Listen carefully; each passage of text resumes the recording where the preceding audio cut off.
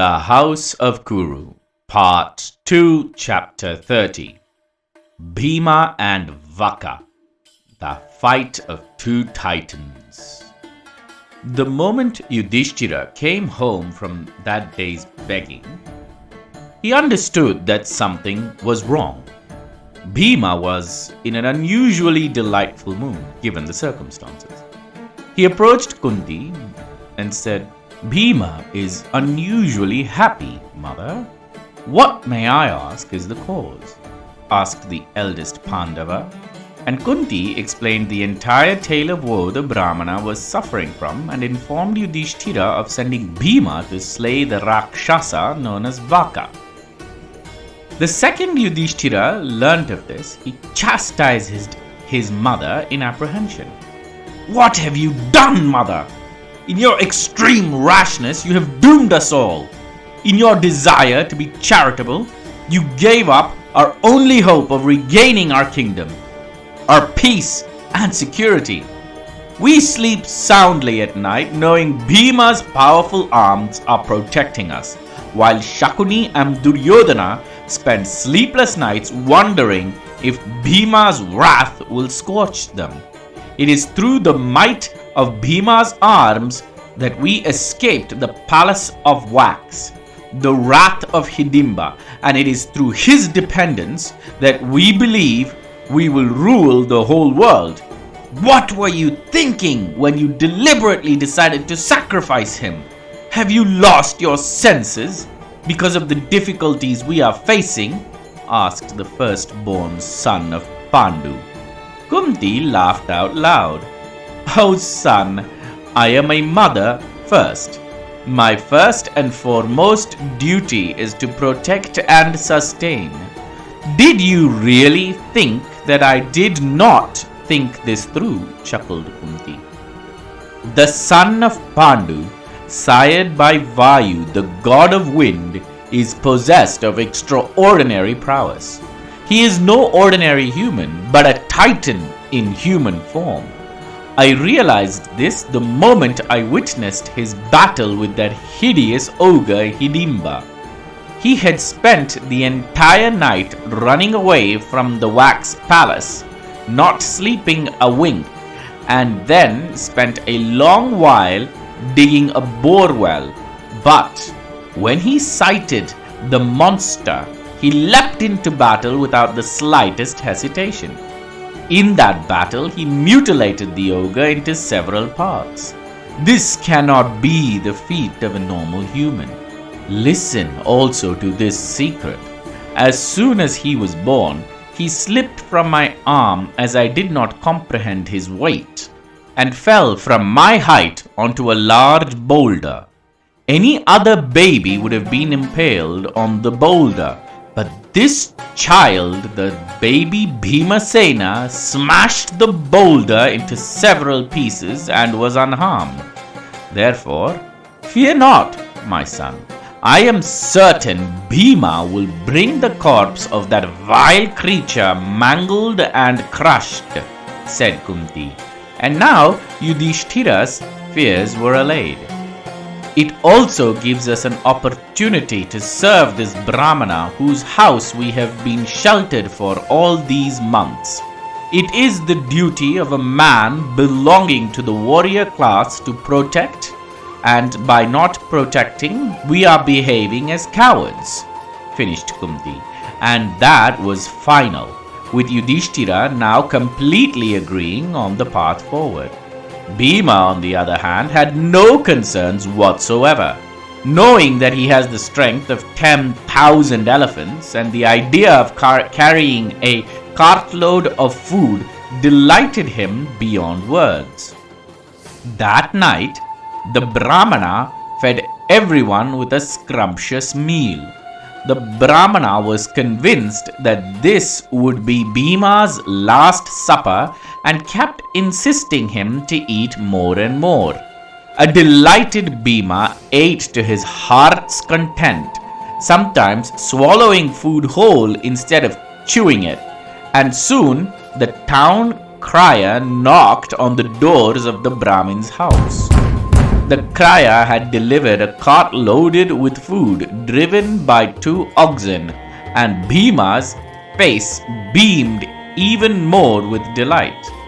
Now, Bhima, ensure that the cartload of food is carried up to the cave of the cannibal, and then, and only then, can you eat it, warned Yudhishthira, and Bhima gave an exasperated nod. The 5 brothers and Kunti went to bed early that night, as the Brahmana and his family did not sleep a wink. They kept thinking that this was too good to be true, and that the 5 brothers, along with their mother, will have disappeared by the crack of dawn, and hence the Brahmana made up his mind to go to the Rakshasa nevertheless by himself. The next day dawned, and much to the delight of the Brahmana, Bhimasena was tightening the food on the cart in case something fell along the way, with his eyes wide and a beaming smile that stretched ear to ear. He had not had this much food in years, and the past few months had been particularly brutal on his appetite. Worried that something might fall off the cart, Bhima kept tightening things on the cart. In time, he secured his prized asset, the food cart, and leapt on top of it and waved goodbye to his brothers, smiling widely, with the Brahmana thinking him to be a maniac. Then he waved a cheerful goodbye to the teary-eyed Brahmana and his family, all who thought he was a dead corpse. The bullock cart pulled with great strength, and before he knew it, Bhima had reached the cave where the man-eating cannibal called Vakasura was resting. As instructed, Bhima yelled the name of the Rakshasa Vaka several times, and then he gorged himself on the food that was to be the offering to Vaka. Bhima ate like a hungry wolf as he swallowed the food at terrific speed. Vaka looked out of his cave to see a large gargantuan titan eating his offering. Howling with rage, he grabbed his mace and thundered toward Bhima like a maddened elephant. Vaka was no ordinary being. 12 feet in height and large boulder shoulders with arms the size of 3 logs, Vaka hurled his large mace on Bhimasena's back, and Bhima ignored it completely, as though it didn't even dent him, and kept eating. Vaka, both stunned and enraged, took a step back, scratched his head stupidly with his index finger, and noticed that every second that he did not take action, Bhima was wolfing down his meal like a fire consumes a forest.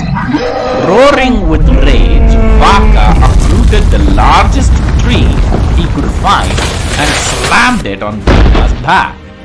All the leaves fell off the branches. Though this did hurt Bhima, he still did not move from eating. He had not eaten properly in months, and he did not want to lose any more food to anyone, let alone this vile tyrant cannibal slaughtering the citizens of Ekachakra. After several attempts at moving the mountain that is Bhima, who was consuming his offering, Vaka began to wither in tiredness and frustration, and Bhima began to understand that his combatant was losing strength. Bhima stood up and turned to meet his attacker, and roared a lion's roar, sending shockwaves of fear to his nemesis. For the first time in his life, Vaka felt genuine terror. Such was the force of Bhima's roar. The ugly tyrant stepped back a few paces, and Bhima pounced. Just as Bhima pounced, so did Vaka, and the two met in midair and grappled against each other's shoulders. They were perfectly matched in strength, but Bhima was slightly stronger, owing to the prophecy. A terrific battle then ensued, with the two titans wrestling like maddened elephants. Such was their strength that the entire planet, Earth, quaked with each blow given by either Bhima or Vaka. Each quake was felt all the way up to the entire city of Ekachakra. The Brahmana and his wife felt pangs of guilt with each quake, while Kunti knew that this was the best for Bhima, as she had already heard the prophecy by the sage Vyasa. Bhima and Vaka were at it like monsters, and in time Vaka began to tire, a point which Bhima noted. Soon Bhima began getting the upper hand. He spun Vakasura above his head by grabbing hold of one of his legs and slammed them hard onto the ground. And now Vaka had blood all over his face, with several smashed fangs and teeth, and a severely swollen face. Vaka grunted, mumbled, and whined in pain, but did not relent and limped forward to meet his death. Bhima, both impressed with the amount of wounds sustained by the troll and sympathetic to his wounds, decided to finish the match by serving several blows to Vaka's head and lifting him horizontally and snapping his spine in half by slamming Vaka's entire body on his right knee. A large shower of blood gushed out of his mouth, making his face even more blood-stained and contorted, and with a loud groan, the filthy ogre rolled down dead from Bhima's lap. Vaka, the cruel cannibal, was completely annihilated. Having defeated a mighty tyrant, the son of Pandu, Bhimasena, sired by the wind god, then made his way back to the food cart and continued eating as though nothing had happened. After finishing all the food, Bhimasena lifted the mutilated gargantuan body of Vaka and placed it on the bullock cart with a loud thud and pushed the cart downhill with the two bulls in front. He went straight to the Brahmin's house and placed the mangled body of Vaka in front of the terrified Brahmana. The Brahmana barred his wife and children from seeing the disfigured tyrant's corpse. "Go, Brahmana, go. Tell the village chief that you slaughtered the ogre. Collect the Dravina and live happily," instructed Bhima. The Brahmana had a terror-stricken look on his face. No, I cannot lie," stammered the Brahmana. "This is our gift of gratitude, Brahmana, for sheltering us in your household," interrupted Yudhishthira. "I insist. Please, take the body," said Bhima. Fear now gripped the Brahmana. This Bhimasena was living under his roof for the past several months. He had the prowess and the capacity to destroy Vaka, yet he chose not to. What else can this Bhimasena do to him? The Brahmana meekly replied, You are mighty men. You are deserving of the Dravina. You must take it, please. No one would believe me. No, I cannot, insisted the Brahmana. And now Kunti interrupted. "Ubhayar, we are living in hiding. If we carry the body of Vaka to the village chief, our enemies will know of our whereabouts. Think of this as a favor to us," said Kunti kindly. And immediately the Brahmana changed his mind. "Mother, for saving our lives and protecting our families, I am honored to serve you. I will promptly deliver this tyrant's body to the village chief, but I will give the Dravina to you, as you are deserving of it," said Ubhayar, the Brahmana. "We have no use for Dravina. We are wandering hermits, and now time has come for us to move on. Take the Dravina, live happily. You will not see us on your return," said Kunti, firmly but swiftly. And Yudhishthira, along with his brothers, all nodded in agreement. unable to believe his luck, the Brahmana agreed to push the cartload to the village chief and to claim the prize.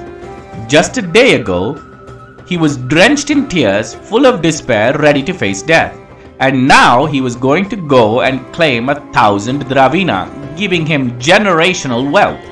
Tears flooded his eyes and he embraced Bhimasena tightly, and Bhima returned a soft embrace, while Kunti sported a loving smile and Yudhishthira nodded slowly as the other brothers looked on with love to the man who sheltered them for the past several months. The man sat on top of the oxen cart and whipped the bulls as they sped away in the direction of the city center. I believe the reason the sage Vyasa instructed us to stay in Ekachakra is complete. Let us wander across the land, visit holy shrines and obtain the blessings of gods, instructed Kunti, and the other children of Pandu nodded in agreement. Wow! What a fight! What a miracle! Truly it was amazing to hear the fight between Vaka and Bhima. How humble is Bhima! He could have taken the entire village and ruled it. Defeating Vaka, he gave all credit to the Brahmana, said Janamejaya. My lord, in the world of kings, the secret is to remain humble yet powerful. Now hear why the mighty Bhimasena remained quiet about his victory, said Vaishampayana, as he continued the tale of the house of Kuru.